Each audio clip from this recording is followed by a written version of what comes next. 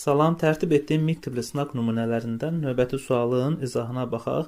Sualda uyğunluğu müəyyən edin tələbi qoyulub və SSR liderləri olan Mixail Qorbaçov və Nikita Xruşov haqqında sualdır. Mixail Qorbaçov 1985-ci ildən 1991-ci ilə qədər, Nikita Xruşov isə 1953-cü ildən 1964-cü ilə qədər SSR rəhbəri olub və onların fəaliyyət dövrünün müqayisəsi verilib cədvəldə.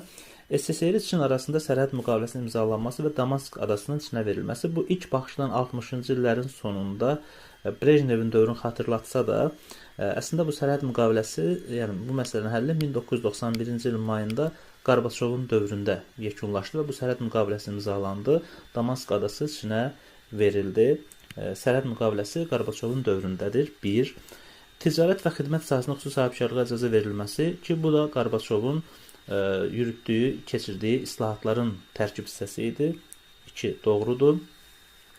Nikita Xruşovun Bakı şəhərini birbaşa Moskvaya tabe etmək planı olub, amma bu plan Azərbaycan Kommunist Partiyasının rəhbəri İmam Mustafayev tərəfindən qarşısı alınmışdı, yəni uğursuz olub, tabe edilməyib.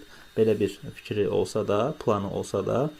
4. Kapitalist bloku dövlətlərlə münasibətlərin kəskinləşməsi və qarşıdurmaların daha da güclənməsi.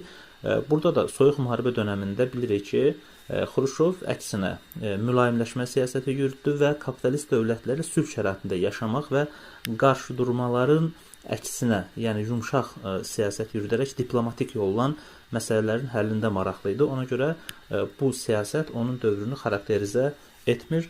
Ermənistan SSR-in DQMV-ni Ermənistana birləşdirməyə cəhd etməsi, bu hər ikisi üçün oxşar cəhətdir. Oxşar cəhət kimi verilib cədvəldə də 1960-cı illərin əvvəllərində Xruşovun dövründə və 1980-ci illərin sonunda deməli Qorbaçovun dönəmində Ermənistan buna cəhd etmişdi.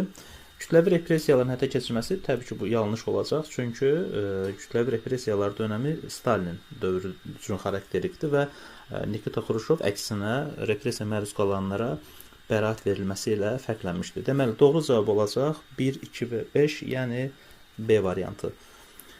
Bu tipli suallardan ibarət MIG standartlarına uyğun 29 iyunda sınaq imtahanımız olacaq və iştirak etmək istəyənlər əlaqə saxlaya bilərlər.